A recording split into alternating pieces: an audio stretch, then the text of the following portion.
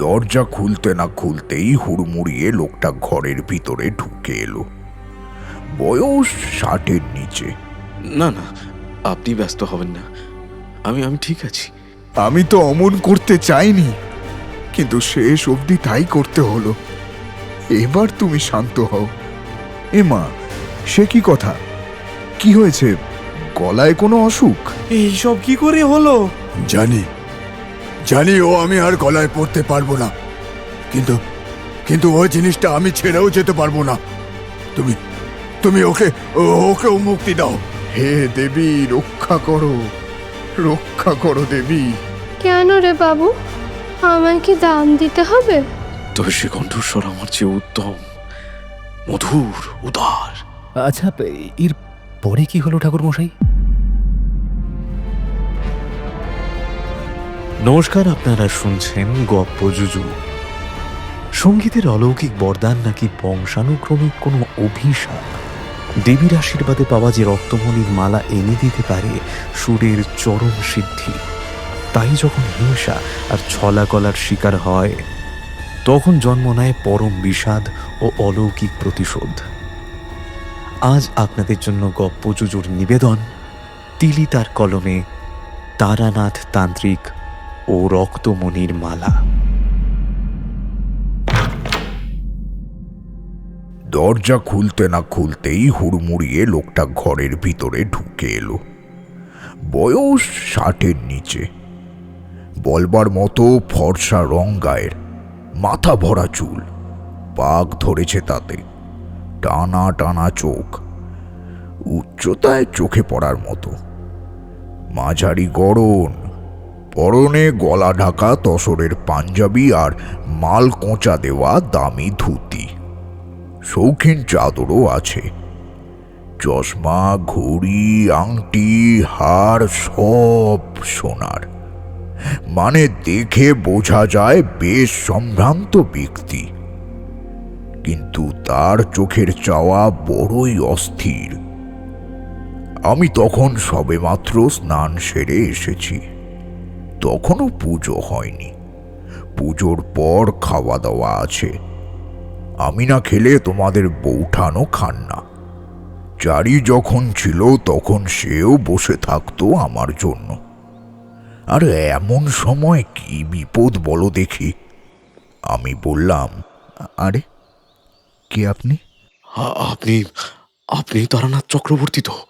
হ্যাঁ, কিন্তু আপনি কে? আর আমার নামই বা জানলেন কি করে? আপনি কি আমায় চেনেন? না না, আমি আপনাকে চিনি না, তবে আপনার নাম জানি। আপনার নাম কে না জানে বলুন? আমি আমার এক ভক্তের কাছ থেকে আপনার নাম জানতে পেরেছি। আপনি এক বড় বিপদের হাত থেকে তাকে বাঁচিয়েছিলেন। সে তো আপনার প্রশংসায় একেবারে পঞ্চমুখ। আমি আরও বিপদে পড়লাম। অনেকেরই বিপদে আপদে সাহায্য করে করে আমার জীবনটা কেটেছে, কিন্তু এই ভদ্রলোক এখন কার কথা বলছেন তা সঠিক মনে করে তো আমি বলতে পারবো না। তবে একটা শব্দ আমার কানে বেশ লাগলো, ভক্ত। আমি তার দিকে জিজ্ঞাসা ভরা চোখে দেখছি দেখে তিনি বললেন, আমি আমি ওই গান বাজনা করে থাকি। আমার নাম বিভাস আচার্য। বলেন কি? বিভাস আচার্য?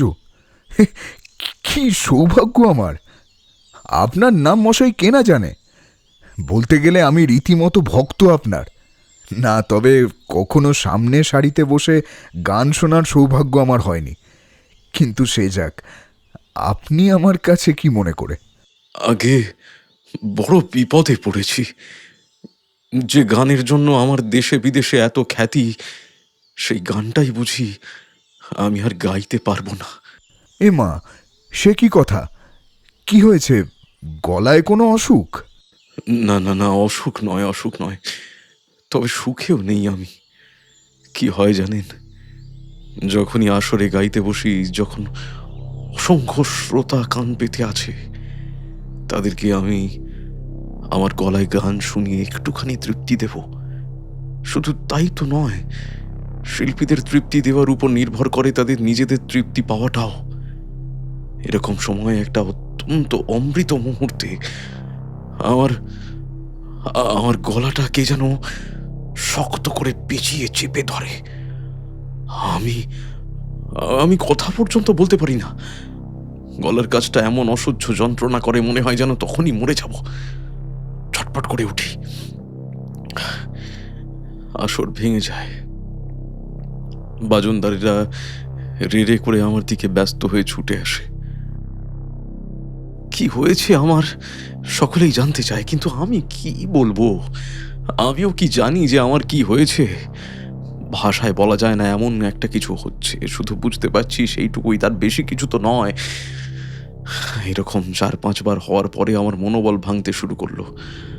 আর এখন তো এক টানা বলতে বলতে স্বনামধন্য গায়ক বিভাস আচার্যি হঠাৎ কথা থামালেন। আমি বললাম, জল খাবেন? হ্যাঁ হ্যাঁ হ্যাঁ হ্যাঁ, একটু একটু জল হলে ভালো হয়। আগে আপনি আসুন, বসুন। কোথায় যে আপনাকে বসতে দিই, এই তো আমার ঘরদোর। না না, আপনি ব্যস্ত হবেন না, আমি আমি ঠিক আছি। আরে না, এই মোড়াটায় বসুন আপনি।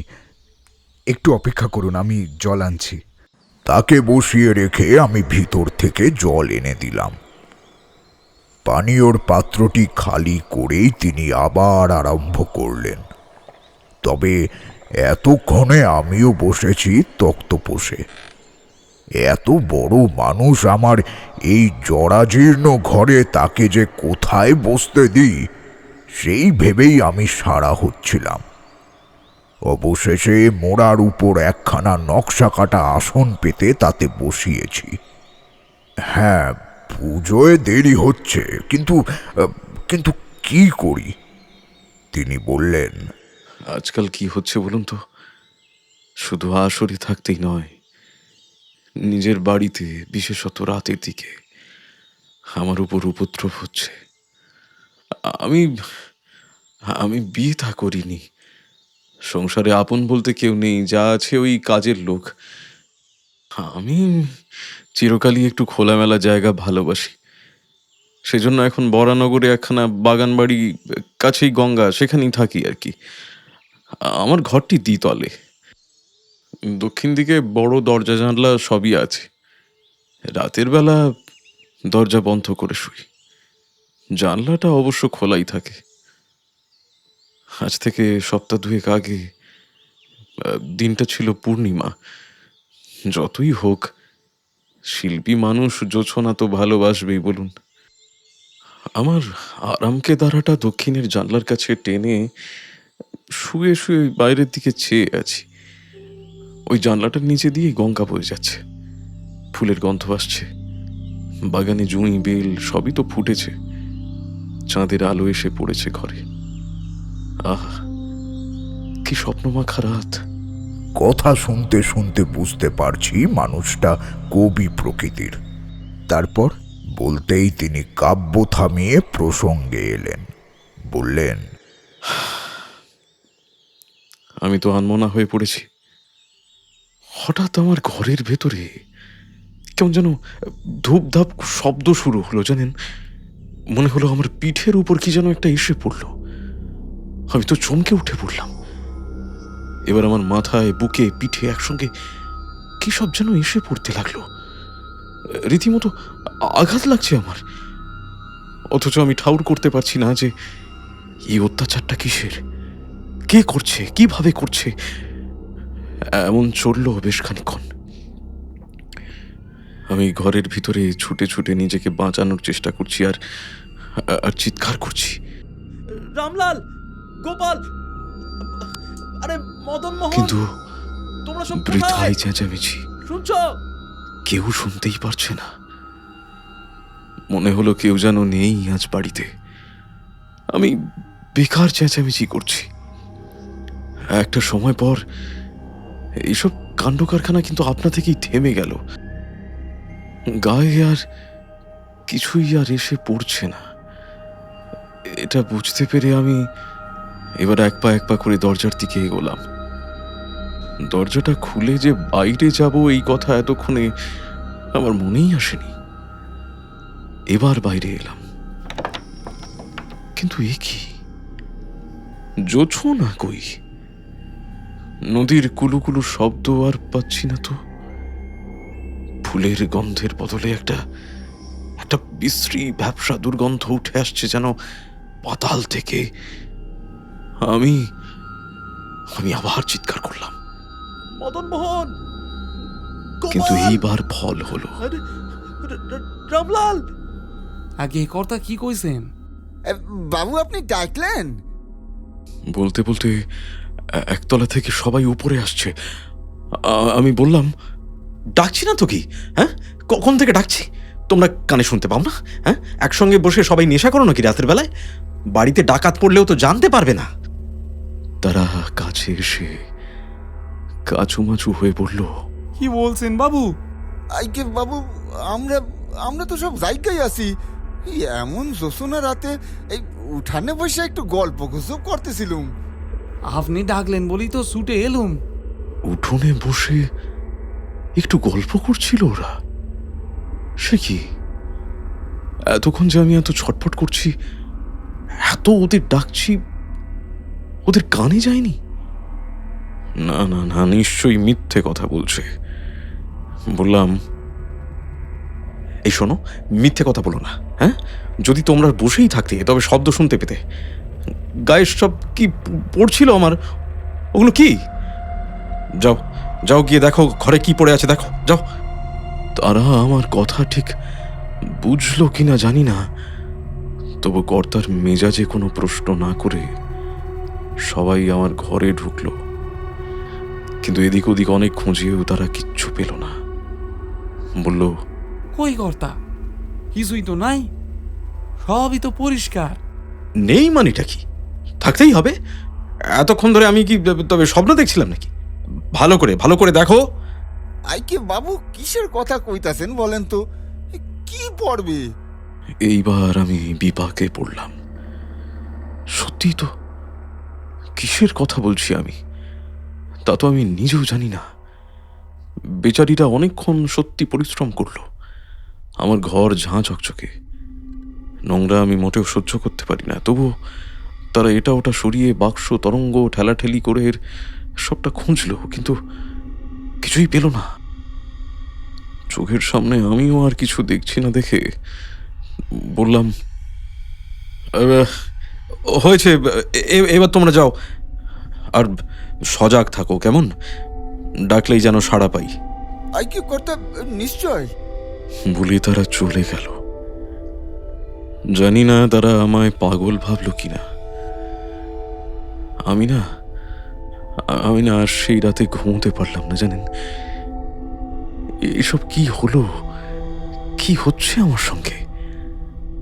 পরদিন আমার একটা বড় আসরে গাইতে যাবার কথা, ওই কেষ্টনগরের দিকে। পথ খরচ তারাই দিয়েছে। এই আসরে বার্ষিকই আমি যাই। ফার্সি গজল গান, বাংলা কীর্তন, সব ঘরানারই গান বাজনা ওখানে হয়। ওখানকার রাজবাড়ির আয়োজন করা অনুষ্ঠান আর কি। তা আজকাল তাদের বংশধরেরা করে এসব। আভিজাত্য আছে অনুষ্ঠানটায়। বুঝতেই পারছেন সেখানে আমার যাওয়াটা কত বড় একটা ব্যাপার। তা সেখানে গিয়ে কি আবার ওরকম কিছু হলো? না না, ওরকম নয়, তবে ওর চেয়েও ভয়ঙ্কর রকম একটা কাণ্ড হলো। আমি তো আসরে বসেছি, যতদূর দেখছি শুধু বিছানো শতরঞ্চির উপর কালো কালো মাথার ভিড়। গুণে শেষ করা যায় না, এত লোক এসেছেন গান শুনতে। আমার নিজস্ব বাজনদারেরাও রয়েছে, সারেঙ্গি, ডিগি, তবলা, তানপুরা, এসব নিয়ে ওস্তাদি গান আরম্ভ হলো। গোটা অনুষ্ঠানের শেষে একমাত্র ওস্তাদ শিল্পী আমি। এটাই ছিল আসরের মূল আকর্ষণ। বিভাস আচার্যের গান, সেটা তো মূল হবেই, মনে মনে ভাবলাম আমি। তা আমিও সকলকে অভিবাদন জানিয়ে এবার মনোযোগ করছি গান আরম্ভ করব বলে। একখানা আলাপ আরম্ভ করছি, কিন্তু হঠাৎ একরকম কাণ্ড হলো জানেন। গলায় ছাপ? না না না, হ্যাঁ, গলা বদল। সে কি কথা? হ্যাঁ, আগে গাইছি আমি, অথচ কণ্ঠস্বরটা আমার নয়। ভাবুন তো কি কাণ্ড! তবলা বাজছে, বাজনা বাজছে, গান হচ্ছে, অথচ অথচ সে কণ্ঠস্বর আমার নয়। বলেন কি? তবে কার? আপনি কি চেনেন? কথাটা শুনে বিভাস আচার্য যেন একটু অন্যমনস্ক হলেন। তারপর আবার সামলে নিয়ে বললেন, না না না না, আমি চিনি না। তবে সে কণ্ঠস্বর আমার চেয়ে উত্তম, মধুর, উদার। সেই গান শুনে হরিবল হরিবল বলে উঠল সবাই। আমার দিকে ফুলের মালা, মুঠো ভরে চন্দন ছুঁড়ে ছুঁড়ে দিতে লাগলো। কিন্তু আমার বাজনদারেরা একে অপরের মুখ চাওয়াচাই করছে, আমাকে দেখছে আর চোখে। বদলটা তাদের কানে তো ধরা পড়েছে, বাকিদের উত্তেজনায় হয়তো কণ্ঠস্বরটা সেই সময় অতটা রাজ্যের কানে আসেনি। তারা জানে বিভাস আচার্যই গাইছে, তারা শুনছে সেই গান। এর মধ্যে সন্দেহ করার কোনো সুযোগ তারা পায়নি, তাই করেনি। আমি কিন্তু প্রচন্ড বিচলিত হয়ে পড়লাম। আসরের শেষে কোনো মতে টলতে টলতে নামলাম ওই মঞ্চ থেকে। সেই রাতটা ওখানেই কাটিয়ে কোনো মতে ভোর হতে কলকাতায় ফিরেছি। আর সেই দিনটা ফুরিয়ে রাত হতেই আমার প্রাণ ওষ্ঠাগত হয়ে উঠছে আরো। এমনিতেই বর্তমানে ঘটনায় আমি শান্তি হারিয়েছি, পসার নষ্ট হয়ে যাচ্ছে, চোখে ঘুম নেই, খেয়ে সুখ নেই। রাত্রিবেলা ছটফট করি বিছানায় শুয়ে। কবিরাজকে বলে ঘুমের বড়ি আনিয়েছি, কিন্তু তাতেও কোনো লাভ হচ্ছে না। এরকম অশান্তির মধ্যে আমার কানের কাছে ফিসফিস করে কে যেন কথা বলে উঠল। কি কথা? বললাম আমি। বিভাস বললে, আগে কথা বলতে একটাই কথা বারবার বলছে, বিভিন্ন তালে। আর তো দেরি নেই, এবারে তোমার সময় হয়েছে, এবারে তোমার সময় হয়েছে। এই একখানা কথা, কখনো 3, কখনো 4, কখনো 7, বিভিন্ন ছন্দে বাজছে আমার কানে। আমি আর পেরে উঠছি না চক্রবর্তী মশাই, আপনি আমাকে রক্ষা করুন। এমন চলছে আজ 4-5 দিন হলো। আমার এইরকম অদ্ভুত বিপদের কি পরিত্রাণ হবে ভেবে আমি আকুল হচ্ছি। এ তো অসুখ নয় যে কবিরাজ বদ্যি দেখাবো। হ্যাঁ, কবিরাজকে গিয়ে গলা পরীক্ষা করেছি, সে বলেছে না, যা বুঝছি বুঝলেন তো, কিছুই নয়। গলাটাকে একটু বিশ্রাম দিন মশাই, গলাটাকে একটু বিশ্রাম দিন। আপনার তেমন কিছু নয়। ঠিক আছে। তাকে তো বোঝাতে পারছি না যে আমার গলায় পরিশ্রমটা হচ্ছে কোথায়। আমি তো গাইতেই পারছি না। বুঝলাম আপনার কথা, কিন্তু আপনি যা বলছেন তার আগাগোড়া আমি তো কিছুই ধরতে পারছি না। আচ্ছা, এই ঘটনাগুলো যখন ঘটে, মানে আসরে বসেন যখন, আপনার গলা বন্ধ হয়ে আসে, বা রাতে বিছানায় শুয়ে আপনি যখন অদৃশ্য আঘাত পান, বা এখন এই যে একটা কথার গান নিত্য শুনছেন, এর মধ্যে আপনার কোনো বিশেষ অনুভূতি হয় কি? আগে বিশেষ অনুভূতি বলতে আপনার ভয় করে কি? না, ওই সব অদৃশ্য অবাস্তব ঘটনা ঘটলে যেরকম ভয় করে মানুষের, আমি ঠিক সেরকম ভয়ের কথা বলছি না। এমন কোনো বিশেষ আতঙ্ক বা শিহরণ আপনার মনে জাগে কি ওইসব ঘটনার অনুষঙ্গে? আমার প্রশ্ন শুনে বিভাস আচার্যের মুখ আরো গম্ভীর হল, কিন্তু সে কথার কোনো উত্তর দিল না। তিনি বললেন, বিশেষ কোনো আলাদা রকম ভয় আমার আর করে না এখন। এসব অদ্ভুত কাণ্ড কারখানা ঘটলে যে আতঙ্কটা মনে জাগার কথা, সেই আতঙ্কেই আমি দিশাহারা হয়ে যাচ্ছি। বেশ, বুঝলাম। আচ্ছা, আপনাকে আমি একটা জিনিস দিচ্ছি। আপাতত আর তো কিছুই করতে পারছি না আমি। এই জিনিসটি সঙ্গে রাখুন, আর ভয় পেলে তারক ব্রহ্মের নাম জপ করবেন, দেখবেন কাজ হবে তাতে। বলেই আমি তাকে আগের দিন পূজা করা ফুল মায়ের পা থেকে তুলে দিতে গেলাম। মা কালিকার প্রসাদী ফুল সঙ্গে থাকলে, পবিত্র মনে তা ধারণ করলে অনিষ্ট হওয়ার সম্ভাবনা অতিশয় ক্ষীণ হয়ে আসে। সেই ভরসায় আমি এই কাজ করব ভাবলাম, কিন্তু এ কি মায়ের ফুল মাটিতে পড়ল। ছি ছি ছি ছি ছি ছি। ক্ষমা করবেন, আমি আসলে ওই ফুলটা হাতে ছোঁয়া মাত্রই না আমার ভীষণ গরম লাগলো। আঙুলটা যেন পুড়ে গেল, মনে হলো আমি যেন আগুনের শিখায় হাত নিয়েছি। তাই আর ধরে রাখতে। কি সর্বনাশ! না না, ঠিক আছে, বুঝছি আমি। নিচু হয়ে ফুলটা তুলে নিলাম, কপালে ছুঁয়ে সরিয়ে রাখলাম। তাকে বললাম, আপনি এক কাজ করুন, আপনার বাড়ির ঠিকানাটা বরং আমায় লিখে দিয়ে যান। যদি কোনো দরকার পড়ে আমি যোগাযোগ করব। দরকার মানে? দরকার তো পড়েছে। হ্যাঁ, আমি তো সেজন্যই আপনার কাছে এসেছি। কিছু একটা প্রতিকার যদি। আহা, বললাম তো আমি নিজে থেকেই যা করার করব। কিন্তু আমি তাহলে, মানে আমি যে একটু শান্তি পাচ্ছি না তারানাথ। আমার কি হবে? হ্যাঁ, কি হবে আমার? সেই মুহূর্তে আমাদের উভয়ের সংকট। আরে পরিষ্কার আমি দেখতে পাচ্ছি লোকটার মাথার পিছনে শূন্যে একটা কুচকুচে কালো অন্ধকারের ছায়া ঝুলে রয়েছে। ভাবটা এমন যেন শূন্য থেকে নেমেই সেই ছায়া আষ্টে পৃষ্ঠে জড়িয়ে ধরবে বিভাস আচার্যকে। সত্যি বলতে আমি পরিষ্কার বুঝতে পারছিলাম বিভাসের আয় ফুরিয়ে এসেছে। দেখো, বিশেষ কিছু লক্ষণ আছে যা দেখলে ধরতে পারা যায় যে এই মানুষটির আর বেশি দিন নেই। কিন্তু না, এই সব লক্ষণ আমি দেখিনি তার মধ্যে। আমি দেখেছি অন্য এক চিহ্ন। বিভাসের দুটো চোখ স্বাভাবিক, কিন্তু তার দু চোখের চাহনিতে কোথাও একটা খেলা করছে, খুব চাপা বিদায়ের সংকেত। তার অজান্তেই সময় শেষ হয়ে আসছে, আর এই বার্তা প্রচার করছে তার চোখ। আমি কি আর করি? অবাক হচ্ছি আমিও।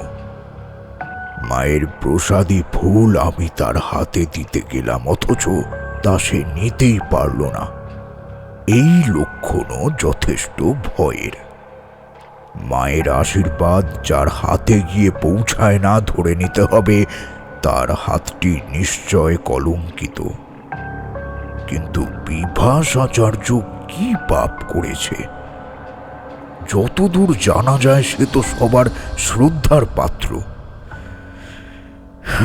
হায় রে, তখন যদি জানতাম যে সবার চোখে সে যা, আসলে সে কিন্তু তা নয়, বরং সে আসলে যা তা কারোর জানাই হয়নি।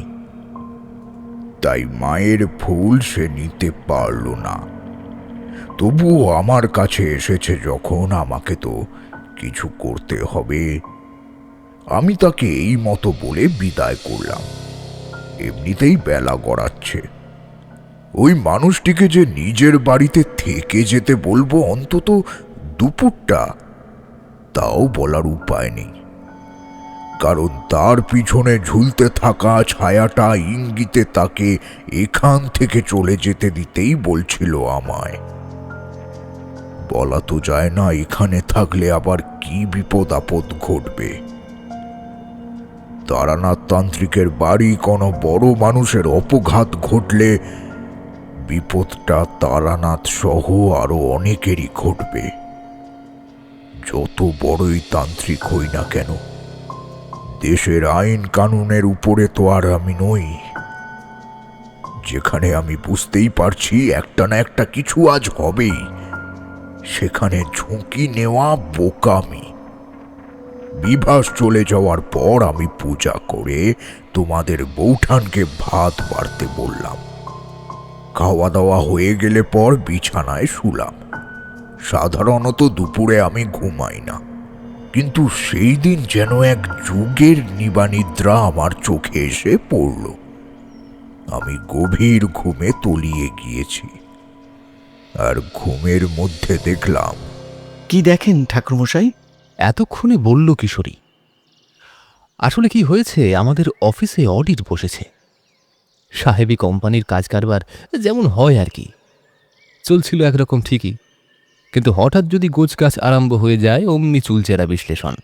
গোটা অফিস জুড়ে বড় বড় কর্তা সাহেবরা এসেছেন, আর স্থানীয় সকলে তাদেরকে দেখেই একেবারে তটস্থ হয়ে আছেন। এর মধ্যেই আবার চৈত্র শেষ হয়ে বসে এলো।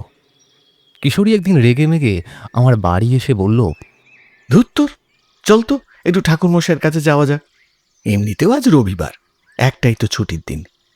আরে কাজ কাজ করে যেন পাগল হয়ে গেলাম। হ্যাঁ তাই চলো, তাকে নববর্ষের প্রণামটাও জানিয়ে আসা যাবে। আর কাজ ছিল, কাজ থাকবে বুঝলে। এই ভেবে আমরা এক বাক্স কড়া পাকের সন্দেশ এবং সুগন্ধি কাশির চর্দা নিয়ে মটলেনের মুখে জড়ো হয়েছি, আর সেই থেকেই গল্পের শুরু। স্বপ্নে অনেকগুলো দৃশ্য দেখলাম পরপর। প্রথমেই দেখলাম ভারী স্বর্গীয় আলোকময় এক স্থান। মনে হলো যেন বহু বহু দূরে চলে গিয়েছি আমি। খুব উঁচু একটা পাহাড়ের উপর বসে আছেন এক বাঁশি বাদক। কি একরকম সুর যেন তিনি বাজাচ্ছেন! আহা, বাঁশির সুরে প্রাণ আকুল হয়ে যায়। আমার মতো বেরসিক লোকও তা বুঝতে পারল স্বপ্নে। আকাশে মেঘ ঘনালো, তারপর সেই মেঘ ঝরে বৃষ্টি আসে। সে কি বৃষ্টি! হঠাৎ চারপাশ আরো আরো আলোয় ভরে উঠল। পাহাড়ের কোলে যেন বয়ে যাচ্ছিল একটা নদী। বিশ্বাস করো, আমি জানি না এ দৃশ্য কোন জায়গার, তবু আমার মনে হলো আমি জানি ওই নদীটার নাম ভদ্রাবতী। ভদ্রাবতীর বয়ে চলা জলের ধারায় প্রতিফলিত হলো সে আলোকময় মায়া, আর তাতেই দেখলাম এক অপরূপা লাবণ্যময়ী জ্যোতিমূর্তি, এক দেবী। সে কি তার উজ্জ্বল রূপ! আমি তা বলে শেষ করতে পারবো না তোমাদের। সেই দেবীর বাহুবন্ধে শোভা পাচ্ছে একটি দিব্য বীণা। দেবী চতুর্ভুজা। আরো আশ্চর্যের কথা, তার পায়ের কাছে অসংখ্য রঙিন পাখা মেলে বসে আছে একটি ময়ূরা। এ তো দেবী মহা সরস্বতী। আমি স্বপ্নে চিনতে পারলাম তাকে। মহা সরস্বতী? হ্যাঁ, মহা সরস্বতী। এবার তিনি কথা বললেন। সে যে কি ললিত কণ্ঠ, তা যে না শুনেছে সে ধারণাও করতে পারবে না।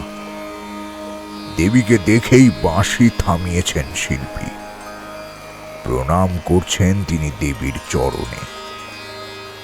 দেবী দিব্য কণ্ঠে বলছেন, উমারঞ্জন, আমি তোমার সুরের অঞ্জলিতে তৃপ্ত এবং তুষ্ট হয়েছি। তুমি বলো, কি বর চাও? দেবী, দেবী, সত্যি তুমি আমার উপর কৃপা করবে? তবে তবে আশীর্বাদ করো, আমি যেন সঙ্গীতের সাধনায় একলব্য সাধক হতে পারি। সমস্ত কলায় যেন আমার অধিকার জন্মায়। বেশ, তাই হবে। তবে তুমি স্বভাবতই একজন শিল্পী, সম্পূর্ণ সিদ্ধ। নতুন করে বর দেওয়ার মতো কিছু নেই। তুমি আমার কাছে আরও কিছু প্রার্থনা করো, আমি তোমায় আরও বর দিতে চাই।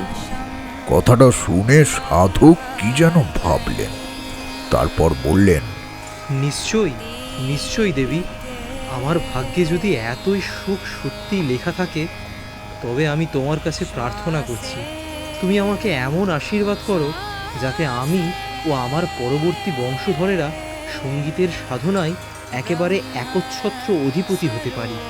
সঙ্গীতের সকল ধারায় যেন আমরা শ্রেষ্ঠ হতে পারি। দেবী এবার ক্ষণিক ছলনার আশ্রয় নিলেন। মধুর হেসে বললেন, তোমার ইচ্ছে পূর্ণ করব, তবে আমার একটি শর্ত আছে। শর্ত? কি শর্ত দেবী? শর্ত এই যে তুমি অতি সযত্নে সাধনা করেছ, আমায় ডেকেছ, বাঁশির টানে অস্থির হয়ে আমি দর্শন দান করতে এসেছি তোমাকে। তবুও আমি এমন কিছু একটা চাই তোমার কাছে, যা থেকে প্রমাণ হবে যে তোমার সাধনা সত্যিই শ্রেষ্ঠ, নিঃস্বার্থ, পবিত্র। বলো দেবী, বলো তুমি আমাকে, বলো তুমি কি চাও, বলো আমাকে, বলো। আমি তোমার দেহের 108টি রক্তবিন্দু চাই উমারঞ্জন। তুমি এখনই এখানে সেই রক্তের বিন্দু অর্পণ করো আমায়। তবে হ্যাঁ, সম্পূর্ণ শান্ত চিত্তে। কোনো রূপ যন্ত্রণার লক্ষণ যদি আমি তোমার মধ্যে লক্ষ্য করি, তবে কিন্তু আমি সেই অঞ্জলি গ্রহণ করব না। বেশ দেবী, তোমার ইচ্ছা শিরোধার্য, কোনো কষ্ট নেই আমার। এ তো আমার পরম সৌভাগ্য। আমি নিজেকে ভাগ্যবান বলে মনে করছি যে আমি তোমার আদেশ পালন করতে পারবো। বলে সাধক নিজের হাতের নখ দিয়ে নিচের অন্য একটি হাতের অনামিকা চিরে ফেলল। তারপর দেবীর চরণে নিজের রক্তের আলপনা আঁকতে শুরু করল। তারপর কি হলো? কিশোরী বলল, তারপর আশ্চর্য ঘটনা। বৃষ্টিতে ধুয়ে যাচ্ছে চারপাশ, কিন্তু দেবীর চরণ, সাধকের আলপনা আঁকা হাত আর সেই রক্তিম আলপনার নকশা অক্ষত। সামান্য বৃষ্টির জলও তা ছুঁতে পারছে না। একটা সময় পর দেবীর দুটি চরণ সুন্দর সৃজন প্রাপ্ত হল। লাল রঙের সেই আলপনা, সাধকের মনে, মুখে, দৃষ্টিতে কোথাও কোনো ক্লেশ নেই। হেসে তিনি দেবীকে বললেন, দেবী, দেবী, আমি সাধ্য মতো চেষ্টা করেছি, আমার কোনো কষ্ট হচ্ছে না। আমি ধন্য, আমি ধন্য দেবী, আমি ধন্য। তোমার দর্শন পেয়ে আমি ধন্য। আমার এই জীবন সার্থক। আমিও সন্তুষ্ট হয়েছি তোমার এতখানি ভক্তি দেখে। এই মুহূর্তে আমি তোমায় একটি বিশেষ দিব্যমণির মালা দান করলাম। বলা মাত্রই এক এক ফোঁটা রক্ত এক একটি মণি হয়ে মুহূর্তে একত্রে গাঁথা পড়ল। সাধকের চোখের সামনে একটি মালিকা সৃষ্টি হল। দেবীর চরণের কোমল আশ্রয়ে জন্ম হল সেই মালার, একটি রক্তিম মণির মালা।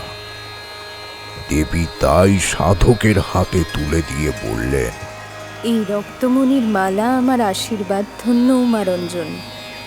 এটি তুমি ধারণ করো। তোমার চেয়ে বড় সঙ্গীতজ্ঞ এই ত্রিভুবনে আর কেউ থাকবে না। তোমার পর তোমার বংশধরেরাও এই আশীর্বাদ পাবে। তুমি যোগ্য ব্যক্তিকে তোমার মৃত্যুলগ্নে এই মালিকা দান করো। আমার আশীর্বাদ তোমাদের ওপর চিরদিন থাকবে। এই অধমের শত কোটি প্রণাম নাও দেবী। কৃপা করো যেন আমিও আমার আগামী উত্তরসূরিরা চিরকাল তোমার দয়ার যোগ্য হয়ে থাকতে পারি।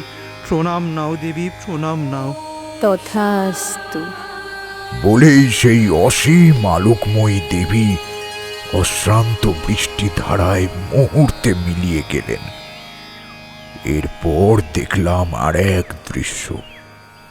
একটি বিরাট শ্বেত পাথরের তৈরি ঘরে বড় পালঙ্কে শুয়ে আছেন এক মরণাপন্ন ব্যক্তি, আর তার সামনে একই। চমকে উঠলাম। কেন? কি দেখলেন ঠাকুরমশাই? দেখলাম সেই অসুস্থ ব্যক্তির পায়ের কাছে পাশাপাশি দুইজন মানুষ। আর এই মানুষগুলির একজনকে আমি তো আজই দেখেছি, বিভাস আচার্য। কিন্তু এরা দুজন, স্বপ্নে আমি এই সব ভাবছি, তখন শুনলাম সেই অসুস্থ মানুষটি এদের ডাকছে, বলছে রোগা শক্ত গলায়, এসো এসো আমার কাছে এসো তোমরা, আর আমার সময় নেই। এমন করে বলো না বাবা, কে বলেছে আপনার সময় নেই? দেখবেন আপনি আপনি ঠিক সেরে উঠবেন, আমি বলছি। এই অবস্থাতেই মৃদু হাসলেন সেই ব্যক্তি, বললেন, ওকে বলতে হবে না যে সময় যে হয়েছে, আমি অন্তরে বুঝতে পারছি। এখন কাজের কথা বলি। এসো বসন্ত, তোমাকে আজ আমি আমার জীবনের সবচেয়ে শ্রেষ্ঠ সম্পদ দিয়ে যাই। বলেই সেই অসুস্থ বৃদ্ধ ব্যক্তি তার দুর্বল হাত দুটি দিয়ে নিজের গলা থেকে একখানা কি যেন হাড় খুলে সামনে থাকা দুই ছেলের মধ্যে একজনকে পরিয়ে দিল। পড়া মাত্রই আমি দেখলাম, এ কি, এ তো সেই মালা, মহা সরস্বতীর দিয়ে যাওয়া রক্তমণির মালা। বাবা, এ মালা আপনি আমায় পড়ালেন কেন? আর এ মালা কিসের? আমি আমি চিরদিন দেখেছি এই মালা আপনার গলায়, কিন্তু আজ আমাকে কেন দিলেন?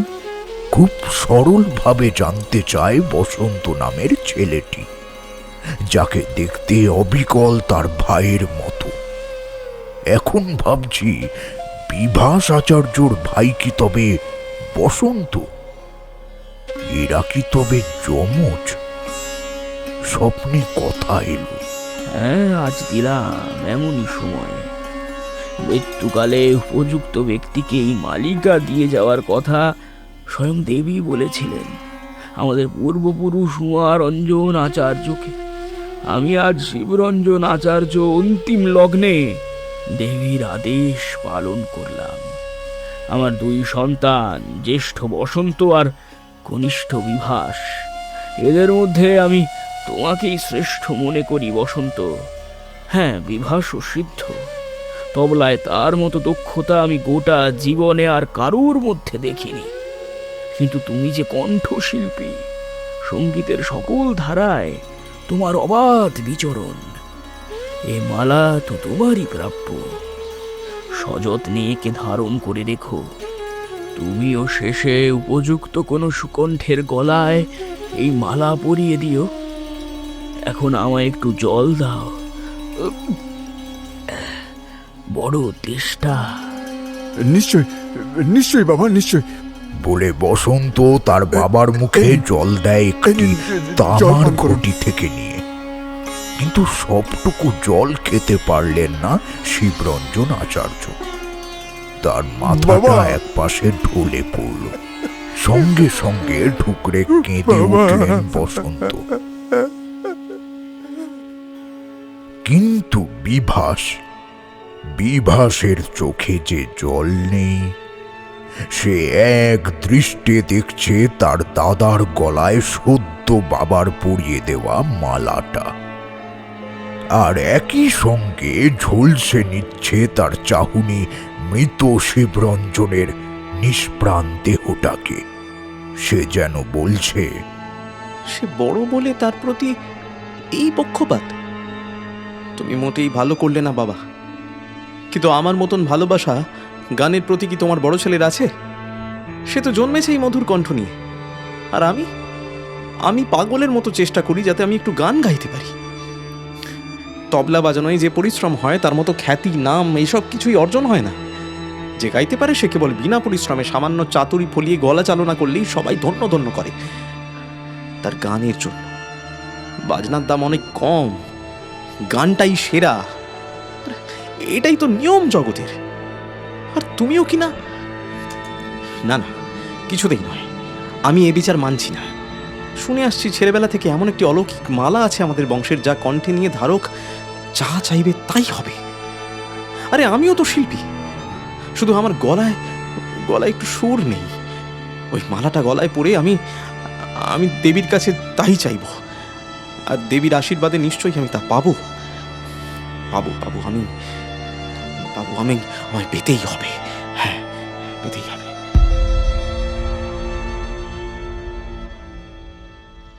আচ্ছা, এর পরে কি হলো ঠাকুরমশাই? এরপর কি হলো ঠাকুরমশাই? একসঙ্গে আমরা বললাম। তারানাথ বললেন, এরপর সমস্তটাই কেমন ফাঁকা ফাঁকা, শূন্য ধোঁয়াটের দৃশ্য। আমি ভাবছি আমি কি ঘুমের ঘোরে যা নয় তাই দেখছি, নাকি স্বপ্নটা সত্যি। এর তাৎপর্য আছে। একই রকম দেখতে দুইজন মানুষ। ওই যে দেবী মহা সরস্বতীকে দেখলাম, নদীটা যে ভদ্রাবতী ছিল, এসব কথা কি মিথ্যে? এই সবই যখন ভাবছি, ঠিক এমন সময় ঘন্টার ধ্বনি কানে এলো।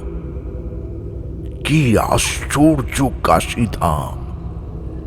কাশীতে কয়েকবার গিয়েছি, তাছাড়া ওই পূর্ণধামের কথা কখনো ভোলার নয়। পরিষ্কার চিনতে পারলুম কাশীধাম, তবে মন্দিরের দৃশ্য নয়, নিতান্তই জনপদ। বাবার পুজো নিয়ে চলছে একদল ভক্ত।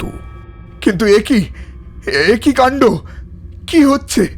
আমি স্বপ্নের মধ্যেই চিৎকার করে উঠলাম, না না না না না না, যেও না, যেও না!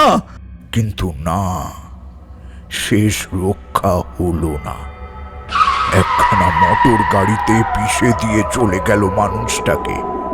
সঙ্গে সঙ্গে অসংখ্য মানুষ ছুটে এলো, কিন্তু ততক্ষণে ক্ষতি হয়ে গেছে অনেকটাই।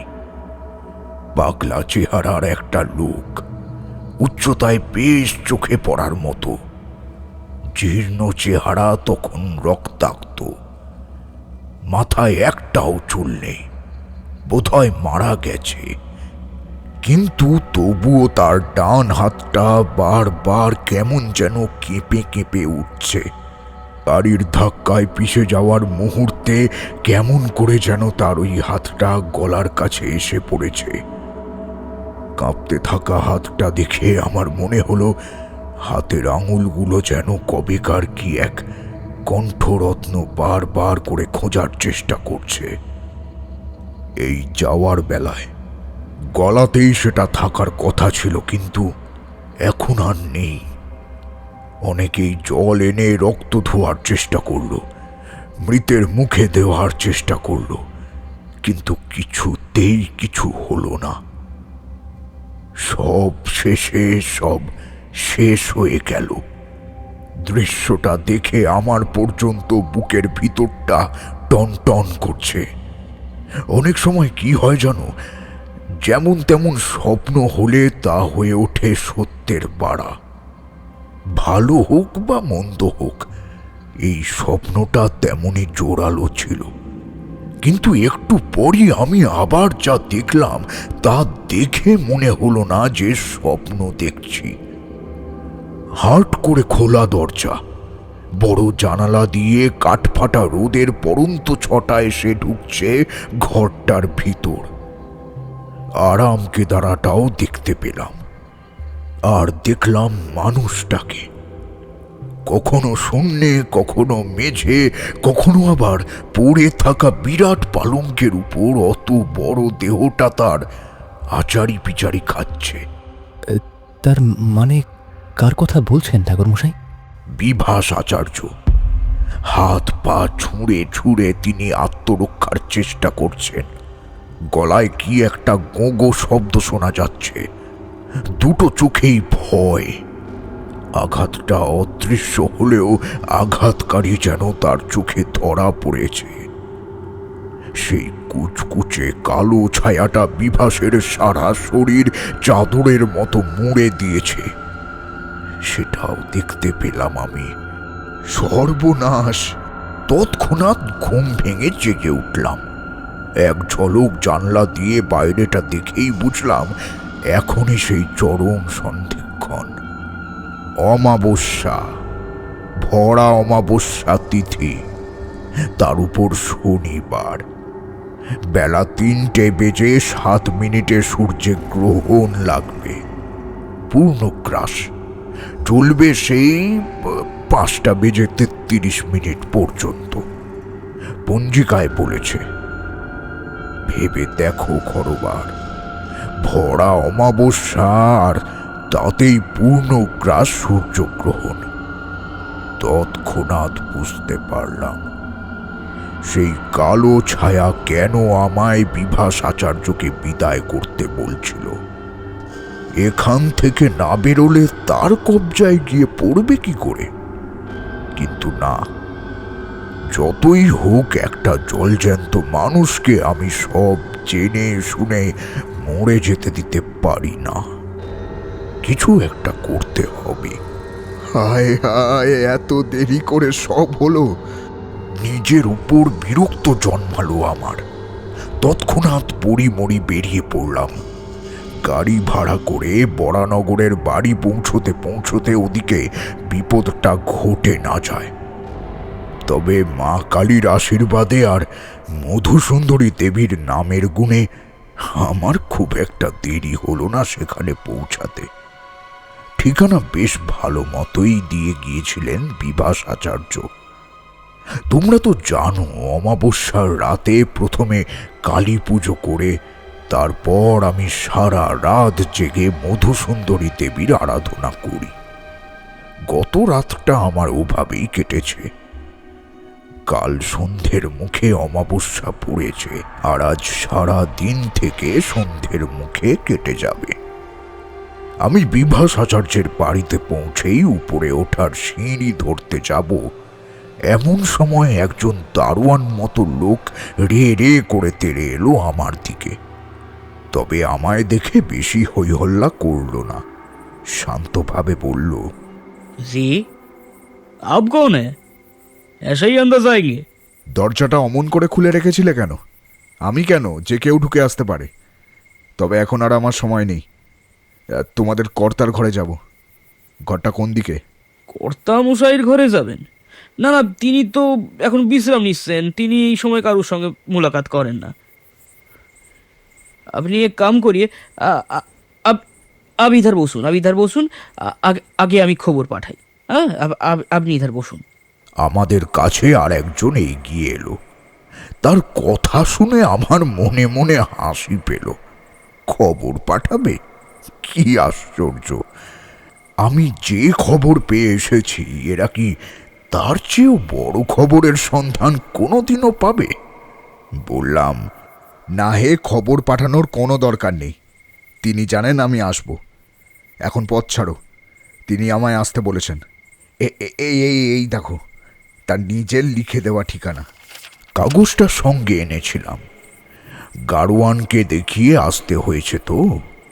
কাগজটা দেখে দারোয়ান পথ ছেড়ে দাঁড়ালো। ইতিমধ্যে আরো কয়েকজন কাজের লোক এসেছে আশেপাশে। আমি তাদের তখন আর সময় দিলাম না, তাড়াতাড়ি উঠে গেলাম ওপরে। পিছন পিছন একজন আসছে।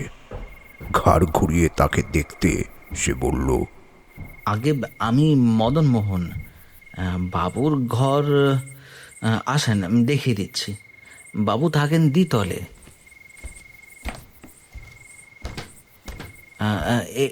এই যে এই ঘরখানা। হ্যাঁ, বেশ। বলে আমি ঘরের ভিতরে ঢুকে গেলাম। মদন মোহন পিছনেই দাঁড়িয়ে রইল। কিন্তু এ কি কাণ্ড! স্বপ্নে আমি যা দেখেছি এখানে তো সেই ঘটনায় ঘটেছে। তবে এখন আর হাত পা ছুঁড়ে নিজেকে বাঁচানোর চেষ্টা করতে পারছেন না বিভাস আচার্য। কি করেই বা পারবেন? কোনো মানুষকে যদি শূন্যে উল্টো করে ঝুলিয়ে দেওয়া হয় আর সেভাবেই রাখা হয় অনেকক্ষণ, তাহলে কি আর কারোর পক্ষে কিছু করা সম্ভব? ছাড়ো, ছেড়ে দাও ওকে। আমি তারানাথ তান্ত্রিক বলছি তোমায়, সরে যাও। ছেড়ে দাও ওকে। এমন করে একটা প্রাণ নিও না, ছেড়ে দাও। অন্ধকার কতটা গভীর হলে মানুষের চোখে সব আলো নিভে যায় তা তোমরা জানো? মাথা নেড়ে আমরা না বললাম। তারানাথ বললেন, আমি জানি, কারণ সেই মুহূর্তে আমার চোখের সেই দশাই হয়েছিল। কেবল অন্ধকার, আর কিচ্ছু নেই। আমি দেহ বন্ধন করেই বাড়ি থেকে বেরিয়েছি। তাছাড়া এমনিতেও মন বলছিল যে আমার প্রতিপক্ষ, সে আদতেও আমার ক্ষতি করার ইচ্ছে করে না। সে এসেছে অন্য কাজে। সত্যি বলতে কাজটা তার ন্যায্য অধিকার, তাও আমি জানি। কিন্তু তবুও একটা প্রাণ বলে কথা। অন্যায়ের বদলা তো আর একটা অন্যায় দিয়ে হয় না। তাহলে শান্তি আসবে কি করে? আমি প্রেত বিতরণী মন্ত্রপাঠ আরম্ভ করলাম।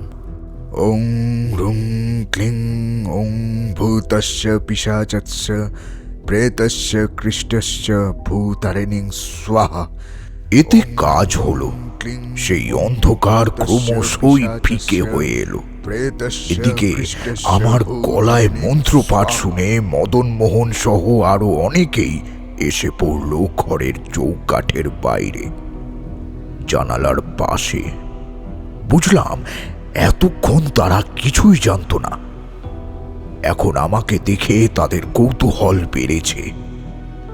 কর্তার গুয়ানি তার হেনস্থা হওয়ার শব্দ যদি তারা শুনতে পেত, তারা আগেই ছুটে আসতো উপরে।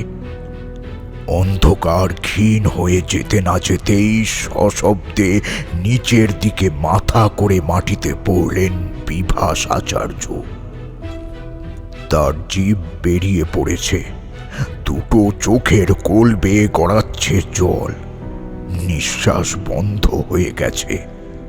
ঘরে ঢুকে থেকেই এই অবধি আমি কিন্তু কোনো শব্দ শুনতে পাইনি গলার।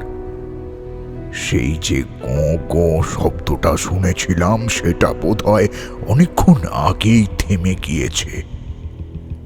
এই দৃশ্য দেখে বাইরে থাকা বিভাস আচার্যের ভৃত্যরা ঘরে ঢুকে তুমুল হইচই আরম্ভ করেছে।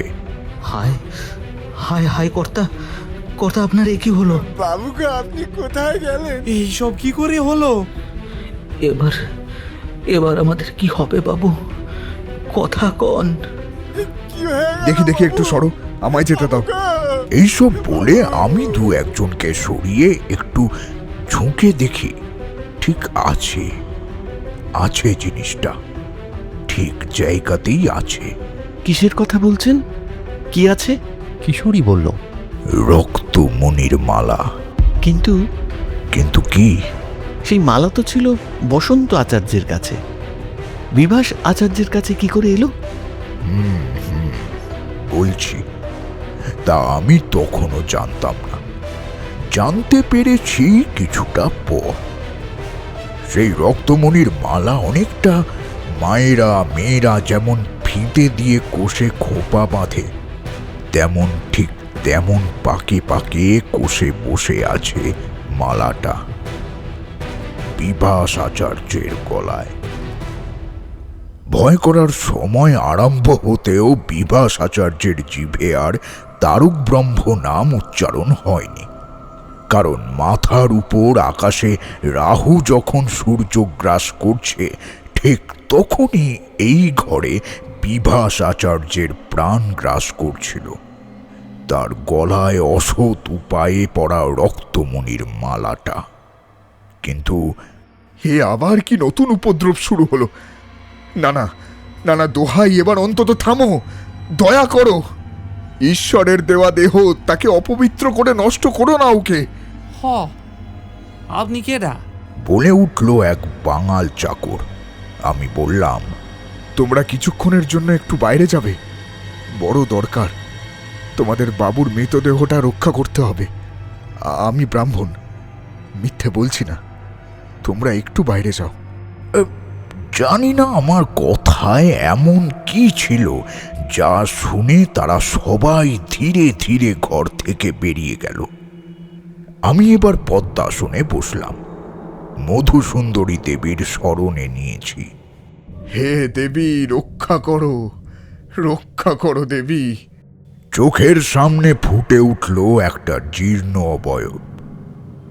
তার সারাটা চেহারা কালো, শুধু চোখ দুটো জ্বলছে ধক ধক করে, অনেকটা আগুনের শিখার মতোই।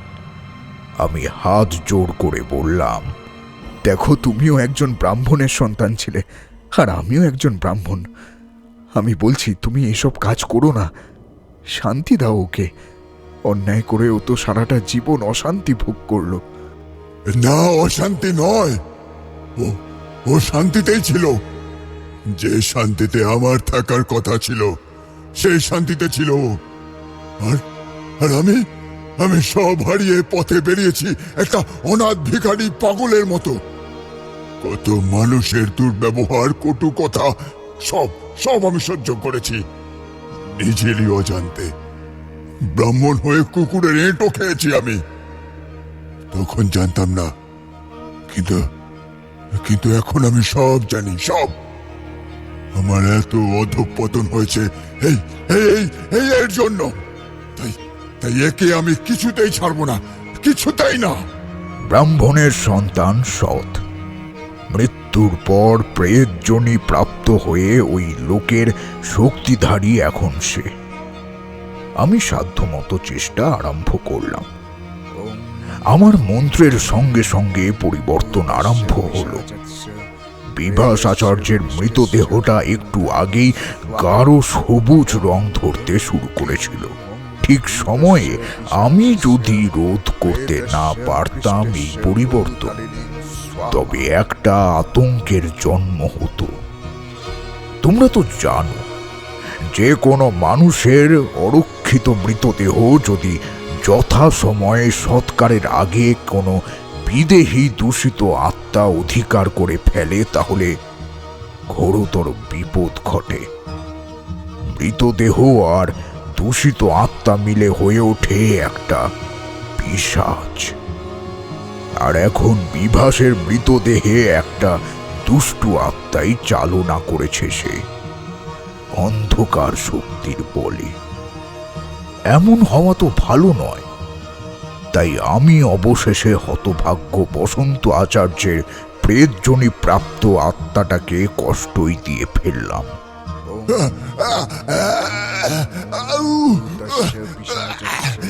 প্রচন্ড প্রচন্ড যন্ত্রণা হচ্ছে আমার। এত উত্তাপ কোথা থেকে আসছে? চুপ করো, চুপ করো, তুমি চুপ করো, চুপ করো। আমি আর পারছি না, চুপ করো, তুমি চুপ করো।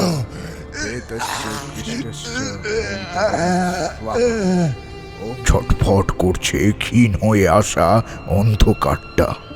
আমি তো অমন করতে চাইনি, কিন্তু শেষ অবধি তাই করতে হলো। এবার তুমি শান্ত হও। কি করে হব? আমি কি করে শান্ত হব বলুন? নিজের ভাই হয়েও যে বিষ খাইয়েছিল, সেই বিষের জ্বালায় আমার জীবনটা জ্বলছে। মরণের পরেও ও আমায় জ্বালাচ্ছে। যখন ছিলাম তখন তো জানতে পারিনি, যখন নেই তখন সব জানতে পেরেছি। তাই এখন আমি শান্ত হতে পারছি না, না, কিছুতেই শান্ত হতে পারছি না। সে যখন আক্ষেপ করছে, ঠিক তখন আমি আহ্বান করলাম অতীতকে। কারণ অতীতের অপরাধেই আছে বর্তমানের উদ্ধারের চাবি। বিক্রমপুরের এক বেদে পল্লী, সুখিয়া বলে এক কিশোরী মেয়ে, খুব ভালো নাচে সে। তাকে ব্যবহার করে সেখানকার নাম করা তবলিয়া বড় বংশের যুবক বিভাস আচার্য। ঘুঙুর পায়ে সুখিয়া আসে। কিরে বাবু, তুই আমায় ডেকেছিস? হ্যাঁ, ডেকেছি তো। তো তোকে আগের বার বলেছিলাম না একটা মুক্তোর মালা দেব, সেটা নিবি না? হ্যাঁ, কেন নেব না? তুই এনেছিস? এনেছি তো, কিন্তু এমনি এমনি তো দেওয়া যাবে না। কেন রে বাবু, আমায় কি দাম দিতে হবে? অবশ্যই, দাম তো দিতেই হবে। কিন্তু আমার কাছে তো পয়সা নাই। না না না না, পয়সা চাই না। তুই শুধু আমায় একটা জিনিস এনে দে। তোর বাপের ওষুধের ঝোলায় নিশ্চয়ই আছে। কি জিনিস বাবু? দেখ, নাম তো জানি না, তবে আমি শুধু বলছি তুই বুঝে নিয়ে আসবি। আচ্ছা বেশ, বল দেখি। এমন কিছু একটা আমাকে এনে দে যেটা খাওয়ালে যাকে খাওয়াচ্ছি সে সব ভুলে পাগল হয়ে যাবে, কোনোদিনও তার মনে পড়বে না জীবনের কোনো স্মৃতি। এনে দে। কেন রে, কেন বাবু? এই জিনিস নিয়ে তুই কি করবি? আর কোনো প্রশ্ন নয় সুখিয়া, তোকে আমি বলেছিলাম আমি যখন গানের দল খুলবো তখন সেখানেই তোকে রাখবো, 1 নম্বর নাচিয়ে করে। দেখ, পয়সা পাবি, শাড়ি পাবি, খেতে পাবি, দেশ বিদেশে ঘুরতে পারবি, আমাদের দলের কত নাম সেটা তো জানিস। তোকে আর সস্তা মেলায় নিচে বেড়াতে হবে না, রানী হয়ে থাকবি আমার দলে। হ্যাঁ বলেছিলি তো। তাহলে তাহলে এনে দে আমার সেই জিনিসটা। মুক্তোর মালা নিবি আর আমার দলে চাকরিও পাবি, কোনো অভাব থাকবে না তোর। এনে দে। সুখিয়া বড় লোকেদের কথায় রাজি হয়ে যায়। বাপের ঝোলা থেকে ঠিক শিকড়টা খুঁজে এনে দেয় এক হাতে, আর এক হাতে ঠিক নিয়ে যায় মুক্তোর মালা। তারা গরিব, ঝুটো পাথরের কারবারি।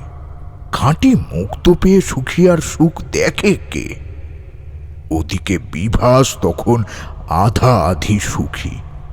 শিকড়টা ঠিক মতো ব্যবহার না করা অবধি, ফল না পাওয়া অবধি পুরোপুরি সুখী হওয়ার জন্যে দাদার কাছে এসে বিভাস প্রস্তাব দেয়। দাদা, 1 বছর তো হলো, বাবার বাৎসরিক কাজটা ভাবছি যদি কোনো তীর্থক্ষেত্রে গিয়ে করা যেত। মানে এ তো খুব ভালো কথা বিভাস। কোথায় যেতে চাইছিস? ওই যদি কাশী ধামে যাওয়া যেত, সেখানে গিয়ে বাবার নামে তর্পণ করতাম যদি, তাহলে তো ভালোই হতো, তাই না? আরে এ তো খুবই ভালো কথা ভাই। তুই আয়োজন কর, আমরা সেখানেই যাব। আমার কয়েকটা অনুষ্ঠান আছে পরপর, আমি সেইগুলো উপস্থাপনা করি। আর এইদিকে তুই সব কিছু জোগাড় কর, আমরা খুব তাড়াতাড়ি যাব, কেমন? আচ্ছা দাদা। বসন্তের সম্মতি পেয়ে বিভাস মনে মনে খুশি হয়। খুব তাড়াতাড়ি ব্যবস্থা হয়ে যায় সব। বসন্ত আত্মভোলা গান পাগল মানুষ। রেওয়াজ আর আসরে গাওয়া ছাড়া সে কোনো দিকে বড় একটা চোখ কান দেয় না। বাদবাকি সব দিকটাই বিভাস দেখে। তবুও এটা তাদের জন্মস্থান। রাতারাতি স্বনামধন্য সঙ্গীত শিল্পী বসন্ত আচার্যের গলা খারাপ, মাথা খারাপ, স্মৃতিভ্রষ্ট হয়ে যাওয়ার খবর যদি রটে যায় তবে বিপদে পড়বে বিভাস। সবার আগে চিকিৎসা আরম্ভ হবে। পরীক্ষা নিরীক্ষায় যদি অভিজ্ঞ কবিরাজ বৈদ্যরা আবিষ্কার করে ফেলে কি বিষয়ের প্রয়োগে এত বড় ক্ষতি হয়েছে, তারপর তারা যদি কোনোভাবে সুখিয়ার খোঁজ পায়, না না, এত বড় ঝুঁকি নেওয়া যাবে না। তাই বিভাস দাদাকে নিয়ে কাশী চলল। কাশী সার্বক্ষণের জন অরণ্য জায়গা। সেখানে একটা বসন্তের মুখে একটা বিভাস ওষুধ বলে কি বিষ তুলে দিল সেই খোঁজ কেউ রাখবে না। কাজও হলো তেমনি। বাৎসরিক শ্রাদ্ধ কাজ সেরে গঙ্গার তীরে বসে বসন্ত সন্ধে হওয়া দেখছে সে। আজ বড় মাথাটা ধরেছে তার। সারাদিন উপবাস ছিল, তাছাড়া বাবার কথাও মনে পড়ছে। পাঞ্জাবির উপর থেকে চাদরটা সরিয়ে সে স্পর্শ করল রক্তমণির মালাটা। বাবার দিয়ে যাওয়া শেষ জিনিস এটা। অনেক কান্নাকাটি করেছে সে তর্পণ করার সময়, তাই হয়তো মাথাটা যন্ত্রণা করছে। দাদা। ও বিভাস, হ্যাঁ বল, কি হয়েছে? বলছিলাম, তোমার কি কোনো কষ্ট হচ্ছে? না মানে কেমন যেন চোখ ছলছল করছে। মাথাটা বড্ড ধরেছে রে। ও, মাথা ধরা তো মোটেই ভালো লক্ষণ নয় দাদা। একে আমরা বিদেশে আছি, তেমন একটা লোকজনও তো আমাদের সঙ্গে নেই, তো বড় মুশকিল হলো। আরে দরকার নেই, বাবার কাজে এসেছি, শোভাযাত্রা করে কেন আসবো? দরকার তো তোমাকে আর আমাকে, তাই দুজনেই এসেছি। আরে এতে ক্ষতি তো কিছু হয়নি। কিন্তু তুমি যদি এখন অসুস্থ হয়ে পড়ো আমি তো কিছু করতে পারবো না। দেখি দেখি জ্বর এসেছে নাকি দেখি। আরে সেরকম কিছু নয়। তবুও বিভাস দাদার কপালে হাত রাখে। জ্বর এসেছিল কিনা বলা যায় না, তবুও বিভাস বলল, এ কি, তোমার গা তো গরম, তার উপরে এরকম হাওয়ায় বসে আছো। না না না, আবহাওয়ার বদল হয়েছে, একটু পরেই বোধহয় কাঁপ দিয়ে জ্বর আসবে। তুমি এখনই একটা কাজ করো, দাঁড়াও, আমার সঙ্গে এক ভেষজ ওষুধ আছে, দাঁড়াও। হ্যাঁ, এই যে কবিরাজ মশাই বলেছিলেন আমরা তো এখানে বেশ কিছুদিন থাকবো, যদি কোনো বিপদ হয় তাই ওষুধটা সঙ্গে রাখতে, আমি এনেছি। এই যে। বলে বিভাস নিজের সঙ্গে থাকা একটা মড়ক খুলে কিসের যেন গুঁড়ো বের করে।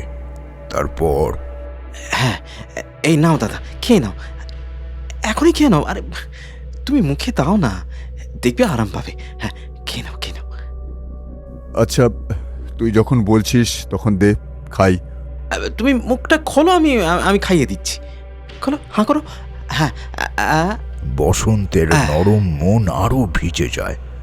কেউ যখন হাতে করে কিছু খাইয়ে দেয় তখন আরো ভালো লাগে, আবার সেই মানুষটা যদি হয় নিজের। বসন্তের কে আর আছে, বাবা নেই, বিয়ে করেনি সে এখনো, ভাই তো এখন তার সব, তার উপর আবার যমজ, একে অপরের দিকে খুব টান। অন্তত বসন্ত তো তাই জানত। এটা এটা কি ওষুধ খাওয়ালি তুই আমায় বিভাস? গলাটা যে জ্বলে যাচ্ছে রে, আমি আমি আর স্থির হয়ে বসতে পারছি না। মাথার ভিতরে যেন আগুন জ্বলছে। বিভাস, সে কি কথা, খুব কড়া ওষুধ কি? আচ্ছা তুমি বসো বসো, আমি এক্ষুনি জল আনছি তোমার জন্য, দাঁড়াও। ব্যস্ত হয়ে উঠে যায় বিভাস। বসন্ত কিন্তু বসে থাকতে আর পারে না, সেও উঠে পড়ে, কিন্তু না, বেশি দূর যেতে পারে না। দুপা চলতে না চলতেই মাথা ঘুরে পড়ে যায় সেইখানে। বিভাস দূর থেকে দেখে, তারপর সরে পড়ে। সেই দিনই রাতে সে রওনা দেয়। ঠিক সময় ফিরে আসে বিক্রমপুর। চারিদিকে রটে যায় বসন্ত আচার্য আর নেই।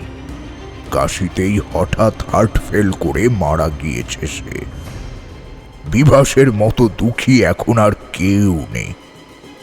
আগের বছর বাবা আর এই বছর দাদা, তার আপন বলতে আর কেউ নেই, তাই সেও আর থাকবে না এখানে। বিক্রমপুর ছেড়ে পুরোপুরি তৈরি হয়ে পূব বাংলার বিভাস আচার্য পাড়ি দেয় কলকাতায়। ওদিকে দিন কাটছে বসন্তের। রোগা হয়ে গেছে সে, ঘন ঘন রক্ত বমি হয়, মাথার চুল উঠে গেছে, গায়ের রং রোদে পুড়ে তামাটে। তাকে দেখলেই মানুষ ঘেন্নায় গায়ে থুতু ছিটিয়ে দেয়, তাড়া করে। পথের কুকুরের সঙ্গে খাবার ভাগ করে খায় সে। তার কিছুই মনে নেই, নাম নয়, কোথায় বাড়ি তাও নয়, তবুও খিদে তেষ্টায় যা পায় তাই খায়। পথে ধুলোয় শুকিয়ে থাকে, পরনে পোশাকও নেই, একটা শত ছিন্ন ধুতি রয়েছে কেবল। চিমটি কাটলে ময়লা বের হয় তা থেকে, তার কষ্ট চোখে দেখার নয়, তবুও এভাবেই কাটে দিন। আর এদিকে বিভাসের কিন্তু উন্নতির অন্ত নেই। তবলায় তার দক্ষতা ছিল, গানেও সে একলব্য। কলকাতা শহরে অল্প দিনের মধ্যেই বিশিষ্ট হয়ে উঠল সে, একজন রত্ন। এইভাবেই কেটে যায় 30টা বছর। সব শেষে স্বয়ং বিশ্বনাথ এই নাটকের জবনিকা ফেলেন। মোটর চাপা পড়ে মারা যায় বসন্ত। ঠিক মৃত্যুর মুহূর্তে যখন জীবন চলে গেছে, আবার মরণ পুরোপুরি এসে ওঠেনি, এই রকম মাঝামাঝি অবস্থায় তার মনে পড়ে যায় সব। বাবা বিশ্বনাথের কৃপায়। হয়তো তিনি এমনই চেয়েছিলেন, কিন্তু তখন তো আর সময় নেই বসন্তের। সমন দরজায়, রক্তমণির মালা সে গলায় হাত দিয়ে খুঁজে পায় না। বিভা সচৈতন্য দাদাকে দূর থেকে দেখে চুপি চুপি কাছে এসেছিল এই মালাটাই খুলে দেওয়ার জন্য। আজ সেটা তার কাছেই আছে। বসন্তের আত্মা দেহ ছাড়া হয়েই শুরু করে প্রতিশোধ নেওয়া। তবে তখন ছিল শুক্লপক্ষ, অপেক্ষা করতে হয়েছে তাকে। তাছাড়া দগ্ধে দগ্ধে কষ্ট দিয়ে প্রায়শ্চিত্ত করাতে চেয়েছিল সে ভাইকে। অবশেষে শনিবারে সূর্যগ্রহণ লাগলো। ঠিক সময়ে মোক্ষম ঘা বসল বিভাস আচার্যের উপর। কিন্তু এখন তো সব শেষ হয়েছে। এবার এবার তুমি শান্ত হও। দেখো, জানি না মহাকাল কি কারণে এমন লীলা করেছেন। জানি তোমার অনেক কষ্ট হয়েছে, জানি তোমার ভাইয়ের অপরাধের সীমা নেই, কিন্তু কিন্তু তাও তাকে ক্ষমা করো। যেখান থেকে তোমরা এসেছো, আমরা এসেছি, সেই ঈশ্বরের কাছে ফিরে যাওয়ার মতো শ্রদ্ধাটুকু কেড়ে নিও না ওর। ওকে শান্তি দাও। কিন্তু আমায় কে শান্তি দেবে? হ্যাঁ, আমি আমি কি করে শান্তি পাবো? আমার তো কেউ নেই যে আমার নামে শ্রাদ্ধ তর্পণ করবে, আমাকে শান্তি দেবে। সত্যি কথা, আচার্য বংশের তো আর কেউ নেই এখন। দু ভাইয়ের তো কেউ বিয়ে করেনি। তবে এখন কি হবে একটু ভেবে আমি বললাম, চিন্তা করো না, আমি তো ব্রাহ্মণ, তোমাদের শুভাকাঙ্ক্ষী। আমি আমি আমি নিজেই তোমাদের নামে তর্পণ করব। ঊর্ধ্ব লোকে তোমাদের যাতে গতি হয় তার প্রার্থনা করব ঈশ্বরের কাছে। দেখো, তুমিও ঠিক শান্তি পাবে। বেশ, তোমার কথার জোর আছে আমি জানি। এখন আমি অনেক কিছুই জানতে পারি যা যা জীবদ্দশায় সকলে জানতে পারে না। তোমার শক্তি আছে, তন্ত্রের নানান শক্তি। সেই মহাশক্তি ব্যবহার করে তুমি যদি আমায় শান্তি দিতে পারো, তবে আমি তোমার কাছে কৃতজ্ঞ থাকব। তবে তবে আমার একটা দাবি আছে। হ্যাঁ হ্যাঁ, বলো, কি করতে হবে আমায়? ওই রক্তমণির মালাটা ওর গলা থেকে তুমি খুলে নাও। ওটা ওর নয়, ওটা আমার মালা। বেশ, দাঁড়াও। বলে আমি মৃতদেহের গলা থেকে সেই চেপে বসা মালাটা খুলে নিলাম। বললে তোমরা বিশ্বাস করবে না, স্পর্শ করা মাত্রই সেটা নরম হয়ে আমার হাতে চলে এলো। কিন্তু এটা তো আর এখন তুমি... জানি ও আমি আর গলায় পড়তে পারবো না, কিন্তু ওই জিনিসটা আমি ছেড়েও যেতে পারবো না। তুমি ওকেও মুক্তি দাও।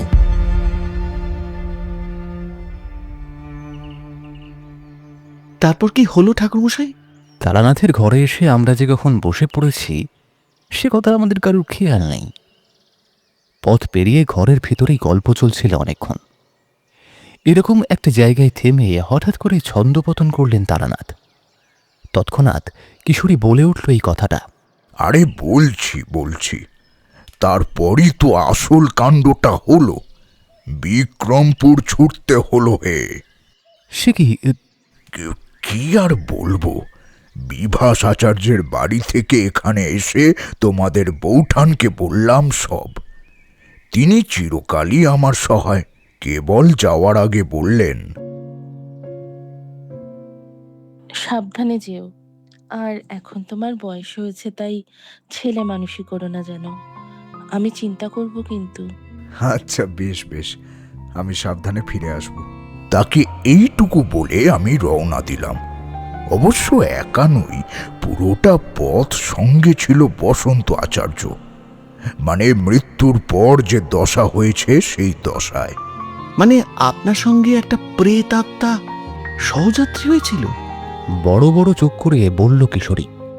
ওভাবে বলো না, কত দুঃখ বলো তো তার। হ্যাঁ, আমার সঙ্গে গিয়েছিল সে, নয়তো আমি পথঘাট চিনব কি করে। সেখানে পৌঁছেই আমি গেলাম পদ্মা নদীর তীরে। অমাবস্যা কেটে গিয়েছে।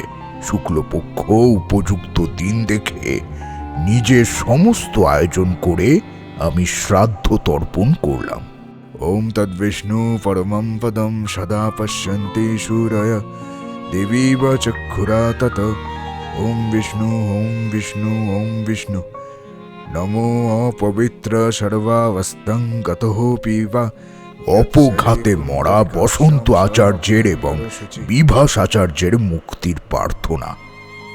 আমার প্রার্থনা শেষ হতেই অনুভূতির দ্বারা বুঝলাম দুটি আত্মা দিব্যলোকে উদ্ধার হয়ে গেলেন। কারণ জলের উপর মুহূর্তের জন্য ফুটে উঠল দুমুঠো উজ্জ্বল আলো। সেই আলো জল থেকে উঠে মিলিয়ে গেল সুদূর আকাশে।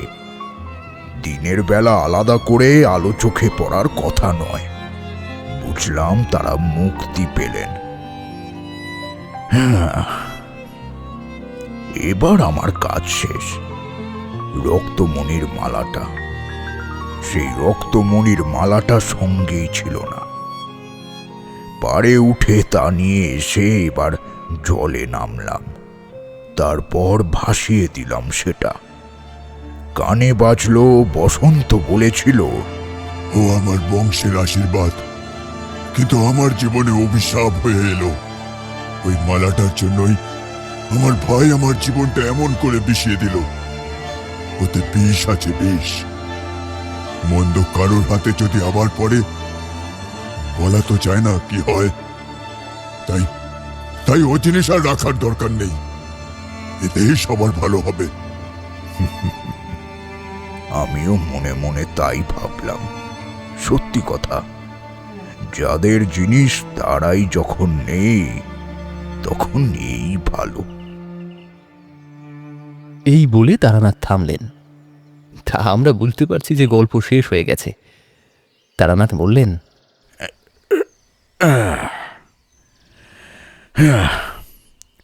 অনেকক্ষণ কথা বলছি, দাঁড়াও, তোমাদের বৌঠানকে একটু চায়ের কথা বলে আসি।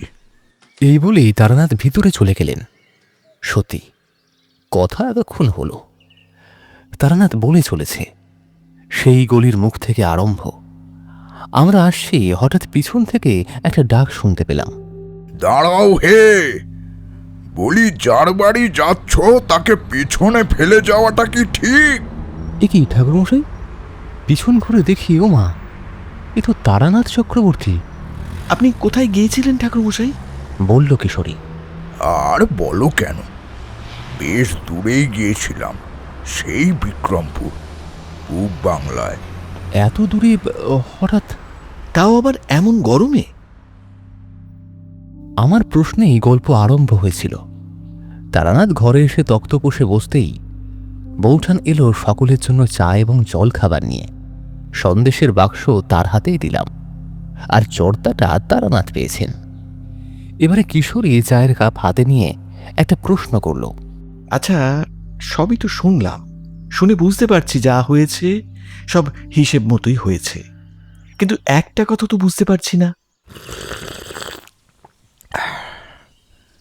কি বুঝতে পারছো না হে? বুঝিয়ে বলো আমায়। বলছিলাম যে আপনার কাছে যদি বিভাস আচার্যের আশারই ছিল, তবে সে এত দেরি করে এলো কেন? না মানে অসুবিধে তো তার বেশ কিছুদিন ধরেই হচ্ছিল, তাই না? তবে কথায় আছে জানো তো, সময়ের আগে কিছুই হয় না। বিভাসের আমার কাছে আসার সময় হয়েছিল যখন, সে তখনই এসেছে। তার আগেও নয়, পরেও নয়। তোমার প্রশ্নের উত্তর এটাই। আরেকটা কথা আছে ঠাকুরমশাই। হ্যাঁ, তুমিও বলো, কি বলবে? বলছিলাম যে ওই অদৃশ্য আঘাতগুলো, সেগুলো কি বিভাস আচার্যের মনের ভুল ছিল? না, ওগুলো ছিল তার পাপের শাস্তি। বসন্ত আত্মাহীন হয়ে আত্মসুখ চরিতার্থ করছিল। গলা থেকে গান কেড়ে নেওয়া, চোখ থেকে ঘুম কেড়ে নেওয়া, আত্মকে অস্থির করে দেওয়া, এসব ছিল পাপী বিভাসের প্রায়শ্চিত্তের অঙ্গ তার দাদার দেওয়া। আর তাছাড়া সব থেকে বড় কথা হলো, ওই যে বিভাস আপনার কাছে এসে কি পেল না, মানে সে তো আর বাঁচল না। তাহলে আপনি তো তার জন্য কিছুই করতে পারলেন না। আমার কথাটা শুনে তারানাথ একটু রেগেই গেলেন, বললেন, কিশোরীর মতো তুমিও দেখছি অবুঝ হয়েছ। কিছু করতে পারলাম না কি হে? যা হওয়ার তা তো আমার হাত দিয়েই হলো। ঈশ্বরের আশীর্বাদে দুই ভাইয়ের সদ্গতি হওয়ার জন্যেই ব্যবহার হয়েছি আমি। এ কি আমার কম বড় সৌভাগ্য?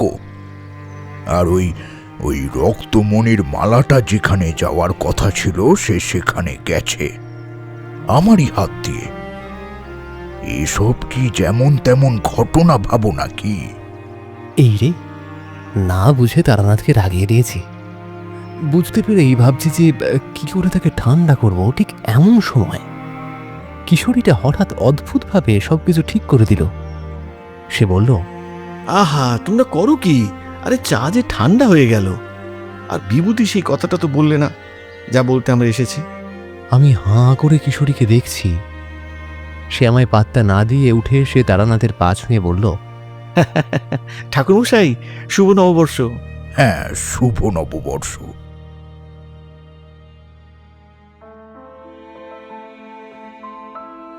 শেষ হলো আমাদের আজকের গল্প, তিলিতার কলমে, তারানাথ তান্ত্রিক ও রক্তমণির মালা।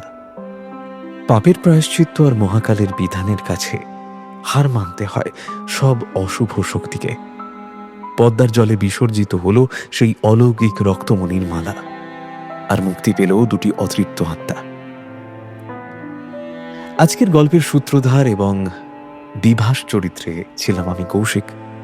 অন্যান্য চরিত্রে বিভূতি, আলাপন, তারানাথ, হ্যাপি, মহাসরস্বতী, তুহিনা, কিশোরী, রাজ চট্টোপাধ্যায়, বসন্ত, নিরুপম। অন্যান্য চরিত্রে ছিলেন অতনু, আবির, অদ্রিজা, প্রিয়ম, শিব এবং স্বাগতা। আশা করি গল্পটি আপনাদের ভালো লেগেছে। যদি ভালো লেগে থাকে তাহলে please like, share and subscribe করতে কিন্তু ভুলবেন না। ফিরবো আরও একটি দুর্দান্ত গল্প নিয়ে। ততদিন সবাই ভালো থাকুন, সুস্থ থাকুন এবং শুনতে থাকুন গপ্প জুজু।